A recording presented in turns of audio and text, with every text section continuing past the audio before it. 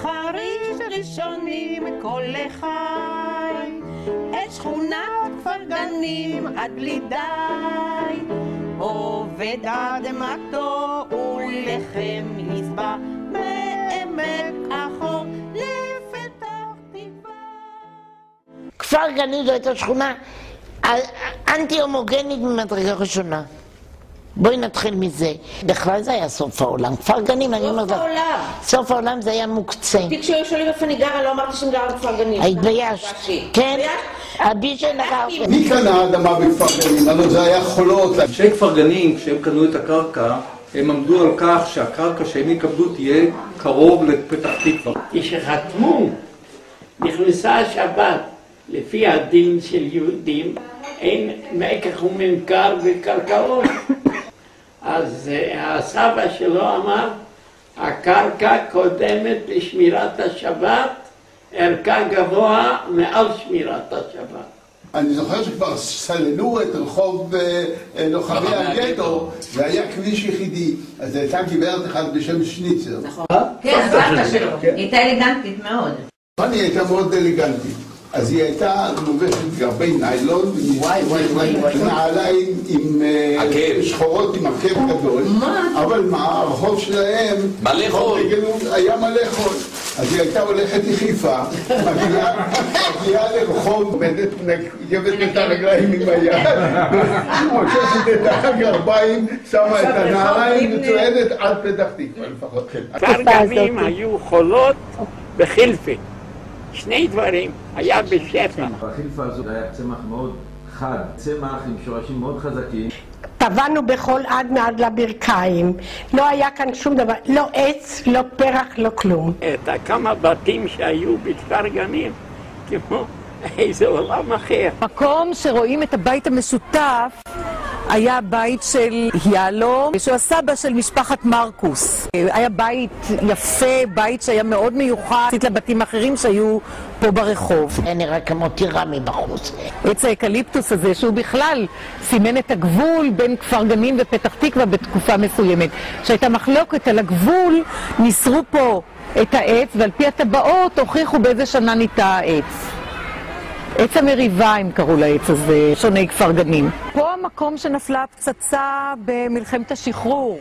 קיבוץ גבעת השלושה היה מערבה מכאן, והיה אור בחדר האוכל. מטוסי האויב חשבו אז שאיזשהו מקום אסטרטגי צבאי, וזרקו פצצה, והפצצה נפלה פה. עכשיו, בבית הזה היו שתי משפחות עם תינוקות. במיטה של התינוק, בכרית, מצאו רסיס ענק.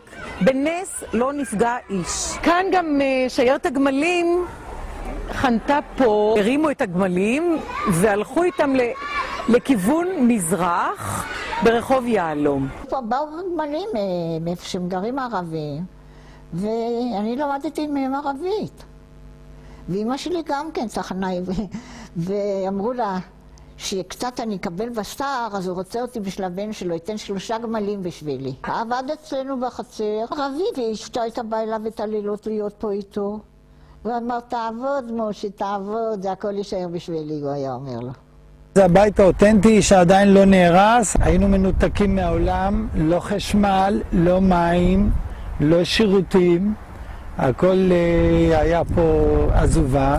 היה לנו עץ לימון מתוק, ואני זוכר את זה שהיינו יושבים בצהריים מתחת לעץ הלימון הזה, והייתי יושב עם האחים שלי והיינו משחקים מרימות חול וחופרים באדמה ורודפים אחרי נמלים. זר לא יבין זאת. היה לנו מקרר והיה לנו רדיו, והיה לנו דבר יותר חשוב, היה לנו בית שימוש בבית. כי לכל השכנים שגרו כאן, הבית השימוש היה בקצה המגרש. לא היה נייר אפילו לשירותים, היינו משתמשים בעיתון. טלפון אחד ויחיד בכל כפר גנים, זה היה אצל מרקוס. אז הם היו צועקים, יש לך טלפון, לדעת חיים ינקל, יש לך טלפון. פינת החדר היה רדיו אחד של פיליפס, שהוא היה מוקד תשומת הלב בבית, מפני שממנו היו שומעים את כל החדשות. וכשהיו שומעים חדשות, כולם היו עם האוזניים כרויות לשמוע. בזמן שהכריזו על המדינה, אני זוכרת, כל השכנים יצאו החוצה, וזו הייתה מין שמחה כללית של כל הכפר גנים. זה היה הרכב היה יורד לפתח תקווה. הייתי יורד לפתח תקווה, הייתי נוסע, הם היו נקיות, מסודרות, והכל היה פיקס. והרבה שנים אני חושב זה היה אחד מהסמלים שלו, שאנשים הכירו אותו.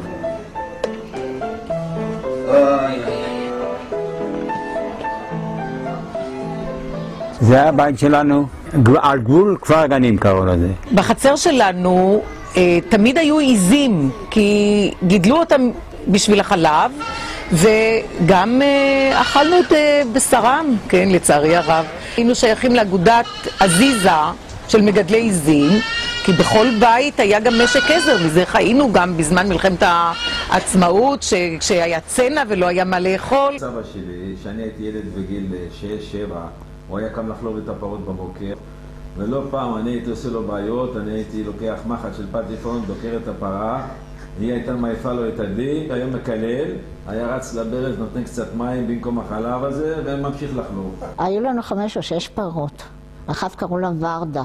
אז לא היו קונים חציר, והחציר היה עטוף ברזלים, חוט ברזל דק. והיא בלעה את זה יחד עם חתיכה. ופתאום אמא שלי ראתה שהיא לא אותה פרה. אז היה רופא בפתח תקווה, קראו לו דוקטור פרבר, רופא לפרות. אז הלכו אליו, והוא בא, ואמר, מי כאן שוחט את הפרה שזה לא ילך על טרף, שזה ילך על טרף אבל לא מתה. אז בעלי לקח מסכין, והיה שוחט, והלך, שלח, אני לא יודעת, אולי אותי אפילו, לקצבים פה. פייבל. ואמר, פייבל זה אני, דוקטור פרבר לוקח. אם אתה תשחוט אותם פעם שנייה, אתה תמכור את זה לערבים. אבל בהם שזה לא יפגע, וככה זה היה. והוא לקח לעצמו, אני זוכרת כמו עכשיו, הרופא חתכה בשר, ואמר, אז ראה לי אמא שלי, את תאכלי את הנבל שפייבל קונה, ואני לוקח מהפרה שלך את הזה. אני אעשה אותה כשר, עם מלח, עם מים והכל. היה אחווה. ז'למן רזינסקי, היה לו רפת. את החלב הוא היה שולח למחלבה של קס. הוא היה מעמיס את הקדים על החמור והעגלה, וכך היה נוסע יום-יום להביא את החלב. עד שהוא החליט לייעל את העבודה. הוא עשה ניסיון וזה הצליח. הוא שם על החמור מה שנקרא חורץ'. חורץ' זה משהו דומה לעוקף. ומשני הצדדים, זה היה מין שק כזה, שמשני הצדדים היה חור גדול. חור אחד הוא שם כד אחד מלא חלב, בחור השני עוד כד, נתן לחמור מכה קטנה עם המקל, כמובן שזה היה בתיאום עם בעל המחלבה. החמור רכב, הלך עד למחלבה, שם הסירו ממנו את הקדים המלאים, שמו במקומם את הקדים הריקים, בעל המחלבה נתן לו מכה קטנטונת, החמור חזר חזרה והגיע ישר חזרה אל הרפת של רב ז'למן. זה סיפור אמיתי לכל דבר. 1928 אולי נטו פרדס. בכפר גנים זה היה, היום זה דגל ראובן, אז היה חתיכת חול וביצות. ושם היה להם משק לעזר. כל השטח שמסביבנו, מכל הצדדים, הכל היה מלא פרדסים. להיות אורז בזמנים ההם זה דבר גדול, אבל אני הייתי, שחיפשו איתי כל מקום.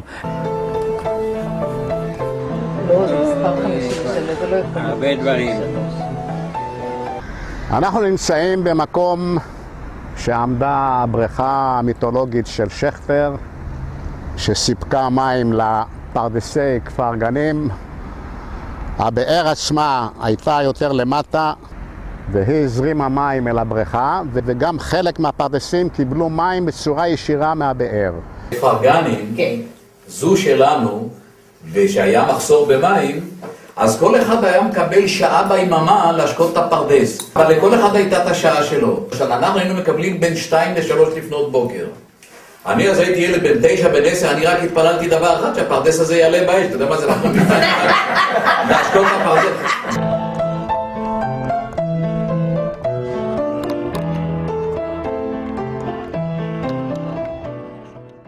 היה בבית הכנסת הכנסת יהודי אחד שאני אגיד את השם שלו, כולם יגידו, אבל הוא היה הלב שלו בית הכנסת, קראו לו רב זלמן רזינסקי. היה סיפור שיום אחד הסבא נעלם ל3 ימים. הוא חזר, הסבתא שאלה אותו, רב זלמון, ביידיש כזה, wo bist du gewesen 3 Tage? אז הוא אמר לה, שמעתי שיש אחד בכפר יונה שהוא נדבן גדול, והבאתי תרומה של 3 לירות לטובת בית הכנסת. וזה היה כמו היום אולי 300,000 שקל. זה רודף אותי כל השנים, הסיפור הזה. איך הוא הלך, איך הוא נסע עם חמור עד כפר יונה, 35 קילומטר, ואיפה הוא ישן, ואיפה הוא אכל, ואיפה הוא השתין, ואיפה הוא הביא לבית הכנסת, ובית הכנסת היום הוא גדול ויפה. כל גרוש אז מדדו אותו, זה לא היום, הכסף בין האצבעות הוא בורח.